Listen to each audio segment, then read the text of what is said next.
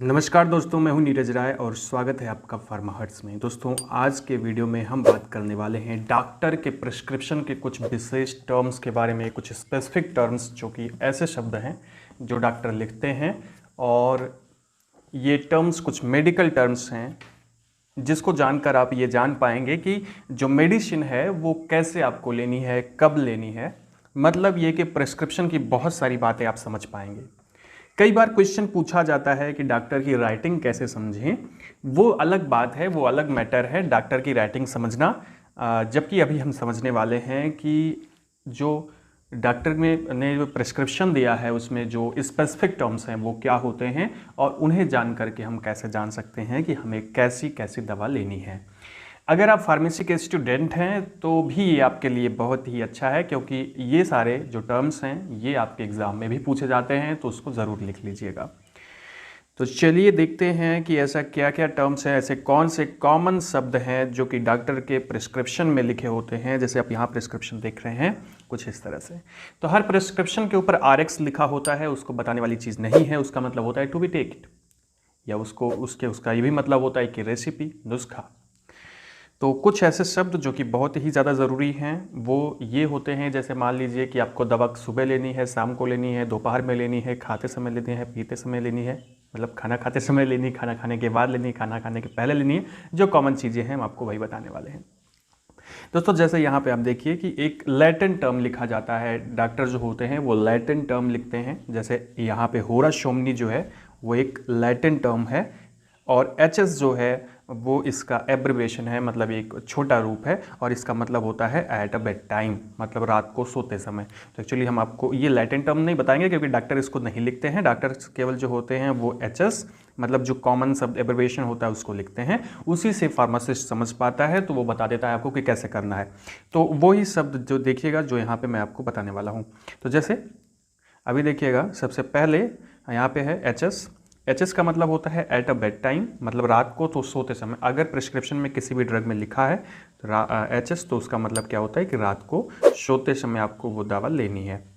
अगर add live लिखा है, मतलब AD लिव लिखा है, तो इसका मतलब होता है कि जो दवा लेनी है एज डिजायर लेनी है। कहने का मतलब जब ज़रूरत हो, जैसी ज़रूरत हो वैसी वो दवा लेनी है।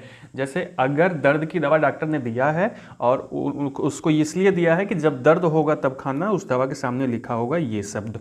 ठीक है, तो आप समझ पाएंगे कि जब भी ज़रूरत हो, जैसे बुखार आपको जब आएगा तब आपको दवा लेनी है, नहीं आएगा तो फिर दवा नहीं लेनी है। इसी तरह से AC लिखा हुआ है, तो AC का मतलब होता है कि खाना खाने से पहले आपको दवा लेनी है, मतलब बिफोर मील आपको मेडिसिन लेनी है। PC का मतलब होता है आफ्टर मील, और ये सारे शब्द ही डॉक्टर लिखते हैं। आफ्टर मील मतलब खाना खाने के बाद। अक्सर जितनी भी दवाएं आपको दी जाती हैं, बहुत सारी दवाएं जो होती हैं वो आफ्टर मील ही होती हैं। नेक्स्ट है IC का मतलब होता है ड्यूरिंग मील। ड्यूरिंग मील का मतलब खाना खाते समय, खास करके जो शुगर की दवा होती है एक्चुअली खाना खाते समय आपको खानी होती है, तो यहाँ पे IC लिखा होता है। कॉमन चीज़ है OD का मतलब होता है वंस इन अ डे, मतलब दिन में एक बार आपको दवा खानी है, तो डॉक्टर साहब क्या लिखेंगे, OD लिखेंगे। इसी तरह से अगर BD लिखा हुआ है तो इसका मतलब होता है ट्वाइस इन अ डेली, मतलब दिन में 2 बार आपको दवा खानी है। टिड लिखा है तो इसका मतलब 3 टाइम्स इन द डे, मतलब दिन में 3 बार दवा खानी है, सुबह दोपहर शाम। इसी तरह से QID लिखा है तो 4 बार दवा खानी होती है, खास करके जब आपको बहुत ज़्यादा बुखार होता है। पैरासीटामोल आपको कई बार दिया जाता है, तो इस तरह से लिखा जाता है QID। इसी तरह से SOS अगर लिखा हुआ है किसी दवा के सामने, तो उसका मतलब होता है कि वो दवा जब जरूरी हो तब आपको खाना है, व्हेन नेसेसरी, जब आपको लगे वो नेसेसरी है तो आपको लेना है वो दवा, नहीं तो नहीं लेनी है। तो एक्चुअली ये जो है अगर आप समझ पाएंगे तो आपके लिए बहुत ही ज़्यादा आसानी रहेगी। इसी वजह से मैंने ये वीडियो बनाया हुआ है। अगला देखिए, कुछ शब्द और हैं जैसे स्टैट, इमीडिएटली, मतलब आपको तुरंत दवा लेनी है। ये आपके लिए नहीं होता। जैसे मान लीजिए आप इमरजेंसी में हैं और आपको तुरंत कोई दवा चाहिए, तो पर्चे पे डॉक्टर ने दवा लिखा और दवा के आगे ये लिख दिया, तो जो फार्मासिस्ट है, खास करके जो इंजेक्शंस होते हैं वो इमीडिएटली दिए जाते हैं, तो उसके आगे इस तरह का शब्द लिखा जाता है। उसी तरह से OH का मतलब होता है एवरी आवर, प्रत्येक घंटे पे। जब इंडोर पेशेंट होता है, इंडोर पेशेंट एक्चुअली मतलब जो ऐसे पेशेंट होते हैं जो हॉस्पिटल में एडमिट होते हैं, उनके लिए क्या है कि OH मतलब एवरी आवर की, मतलब प्रत्येक घंटे में जो दवाई दी जाती हैं उसके सामने OH लिखा होता है। पीओ लिखा हुआ है तो इसका मतलब होता है आपको मुंह से दवा लेनी है, ओरली लेनी है। और GTT मतलब GTT लिखा है, गट लिखा है तो मतलब ड्रॉप्स में जो दवाएं होती हैं उसके आगे लिखा होता है और उसके आगे बताया जाता है कि कितनी ड्रॉप आपको लेनी है। केवल H लिखा है या HR लिखा है तो इसका मतलब होता है घंटे में, मतलब 1 घंटे में 1 बार दवा लेनी है। ठीक है, मतलब 1 घंटे में 1 बार दवा लेनी है तो वहाँ पे HH या HR लिखा होता है। ठीक है, तो ये कुछ कॉमन टर्म्स थे जो मैंने आपको बताया जो कि डॉक्टर यूज़ करता है।